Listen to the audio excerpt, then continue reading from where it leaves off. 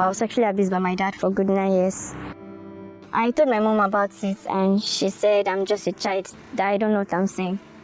So I did it. My mom saw when my dad was sexually abusing me, but my dad begged her. So she forgave him, saying that she's trying to protect her marriage. I was also planning to run away, but there was no place to go. And where am I ever running to? It's my dad. He's the one that feeds me. He's the one that pays my school fees. He's the one, I don't even know where to go to.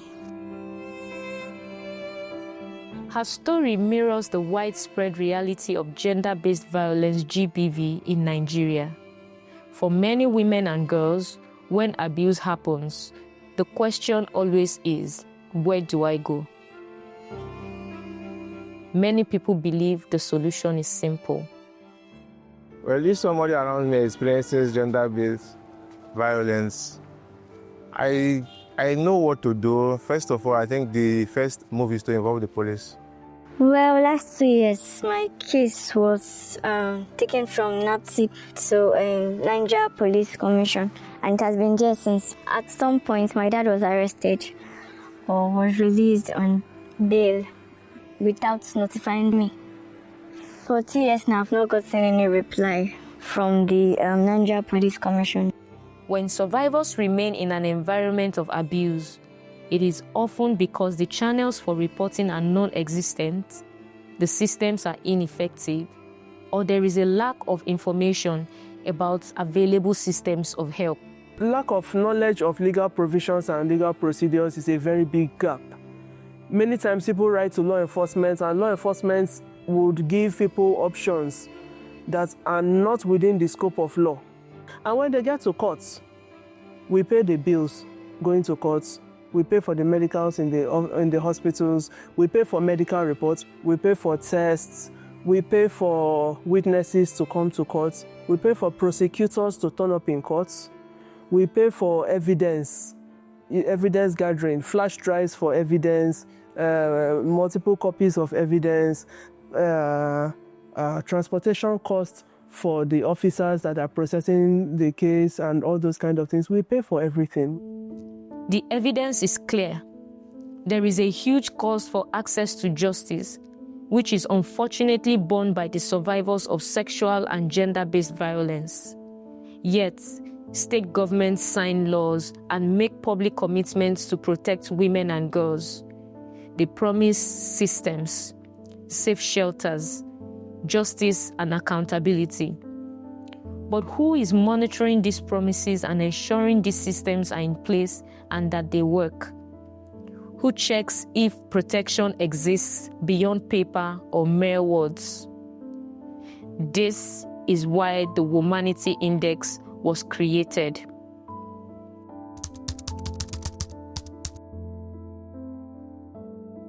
The idea for Womanity Index actually started sometime between 2017 and 2018. I had read the Ibrahim Index of African Governance. I had seen how indices and indicators was being used to assess African government in terms of how they are advancing democracy. Specific indicators, color codes, and then in between that, I stumbled on the Civicus Monitor. And what stood out in the Civicus Monitor was particularly their use of color codes as well. Somehow that started inspiring me that how do we use this kind of model, on gender equality? And then in between, I started thinking of when we were in school, particularly secondary school. You know how when you want to get promoted to another class, you get your report card. The combination of this made me think of how do we use that report card system where you're able to have percentages, combining it with what I had seen in the Ibrahim Index as well as the Civicus Index using color codes to assess how Africa, particularly subnational government within Africa, are performing in advancing gender equality. The idea for the Womanity Index is a data-driven tool designed to help subnational governments understand how they are performing in preventing and responding to gender-based violence across 5 major indices of laws and policies, access to legal justice, support services, information and awareness, and budget and spending. When we look at the systems that needs to be in place, which is the intention for Womanity Index, for us to see how data is helping us identify where the weak links are within these different domains and these different systems, so that when we address them, we can see not just, better conviction rate, but survivors can have the confidence to come forward and share their own experiences when it happens, if it happens. The index is made possible with the support of the Ford Foundation, a global organization committed to advancing gender equality across Africa. The Ford Foundation's main area of intervention in West Africa is on ending gender-based violence. And the reason we were interested in it in the first place was because of the statistics. The statistics shows that 1 in 4 women will or have experienced violence in West Africa.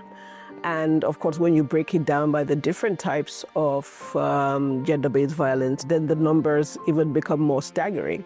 So when Buki came to us to talk about having a Womanity Index, we were instantly interested.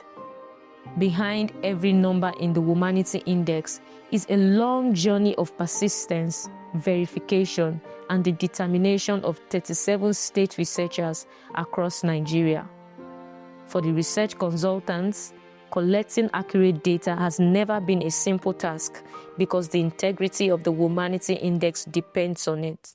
Assessing reliable administrative data has been one of the biggest challenges in the beginning, because many of the agencies still don't have a unified system for recording GBV cases. And obtaining responses on specific indicators most times takes time most times because of it's not coordinated. But at times we also have to rely on multiple verification steps to validate our figures, especially for prosecution and conviction data. And beyond the administrative hurdles lies the difficulty of physically reaching the people and communities whose experiences matter most. Some of the communities are riverine communities, so it makes it very difficult for us to reach such communities. But because of our commitment to this project, as state research consultant, we do a lot of sacrifice and ensure that we spend a lot of money, on our enumerators, and send them across some of these hard-to-reach communities. So funding issue has also been a big challenge for us in the course of this research. When the Womanity Index was launched in December 2023, it set out to do more than great performances. It aimed to provoke action. And just a few weeks after, states began to respond. Katsina State was one of the first to raise its hand. During the launch on the 4th of December 2023, Katsina's former Commissioner for Women's Affairs, Hajia Zainab Musa Musawa, was heartbroken by the state's red ranking, but was also determined to change the narrative. About 2 weeks later, that same month, Katsina passed and domesticated the Violence Against Persons Prohibition VAP Act, one of the key recommendations from the 2023 Womanity Index for the states. 4 months after the launch in April 2024, Invictus Africa kicked off its peer learning session, a gathering that brought together both high and low performing states to share experiences and exchange best practices in preventing and responding to gender-based violence. At the first edition, which took place in Lagos and brought together representatives from 8 states, Abia made a powerful confession. Before the Womanity Index, Abia's budgeting was lumped together under a single subhead with no clear line on what was meant for prevention, response, or even advocacy. The index helped us to structure our budget items because we saw those templates that they break down GBV-related expenses into categories. Like we have categories for prevention, response, legal aid, shelter, and psychosocial support. 6 months later, the second edition of the peer learning session was held in Abuja, bringing together representatives from 11 states to continue sharing experiences and best practices in preventing and responding to gender-based violence. Following the launch of the 2024 Womanity Index, Invictus Africa hosted the third edition in Port Harcourt. Participants expressed a strong interest in seeing their states establish agencies similar to the Lagos State Domestic and Sexual Violence Agency. This inspired Invictus Africa to organize a learning visit to Lagos, allowing participants to see the state's model in action and take those insights back to strengthen systems in their own states. The executive secretary of the Ondo State Against Gender-Based Violence was one of the participants. My visit to Lagos State Domestic and Sexual Violence Agency was really an eye-opener. And what I took home from there has really impacted positively in our agency. In Lagos, they are also implementing part of the law, which is the opening of the sexual offenders register. We are yet to do that in our states. It's part of the law that there should be an offender register, sexual offender register. So it's some of the things that I took home from Lagos to also help us here in our agency to put more efforts by interfacing with the Attorney General of the states so that our own sexual offender register can also be established. Aside from the agency's learning visit to Lagos, the Womanity Index has informed its programs and policies, driving increased budget allocations and strengthening the push for special courts. When it comes to the issue of funding and budgeting, it tells us to advise the government on areas, particular areas to fund in ending and in helping to end gender-based violence in the states. For example, the Ministry of Women Affairs, which is the mother of this ministry, that the funding for gender activities increased this year by about 23%.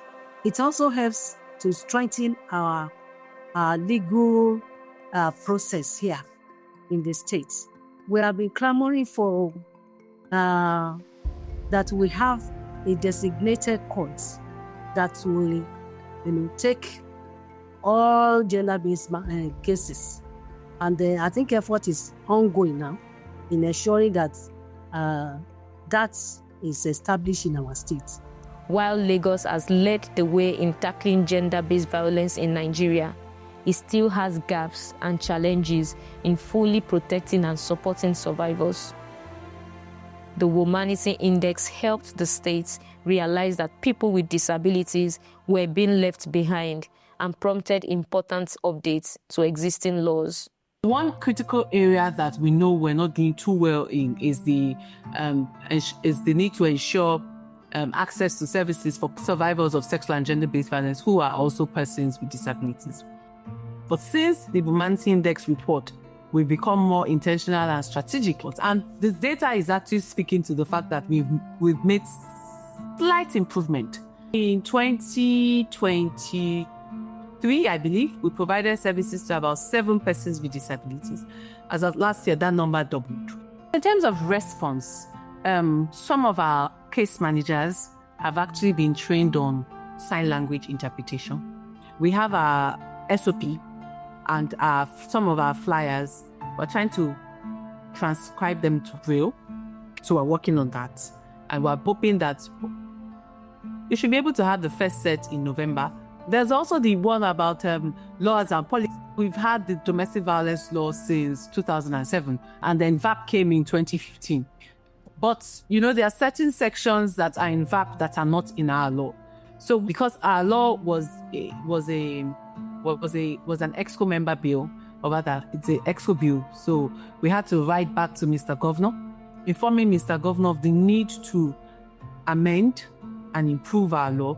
Unfortunately, that was approved by the Executive Council.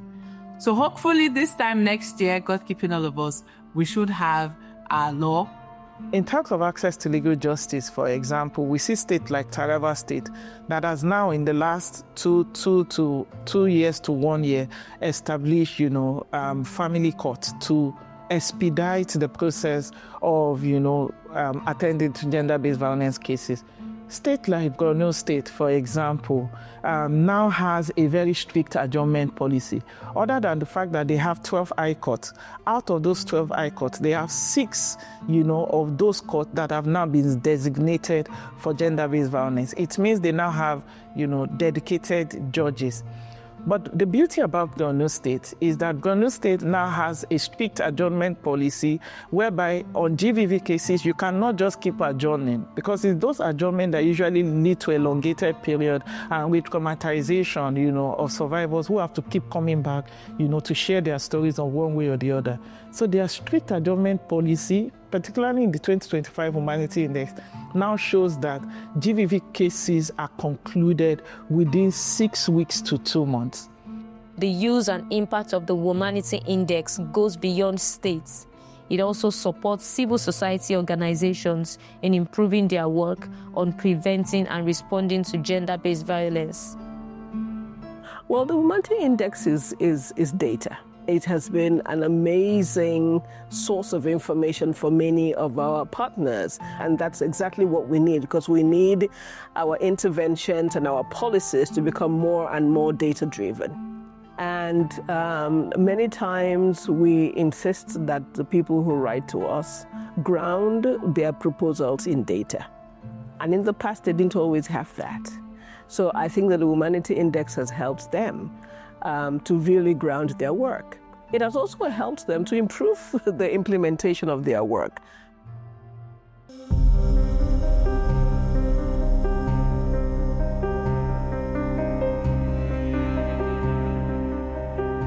Our use of data for the Womanity Index was specifically on a project called the Multi-Stakeholders Action on the Prevention of Gender-Based Violence. And so what we did was use the data, state-specific data, in the states where we work, which is Anambra, Osun, and Rivers State, as an entry into the state. So it was a huge eye-opener. Another aspect of what we call the MAP-GBV project was a challenge we had called the Center of Excellence Challenge on GBV Prevention.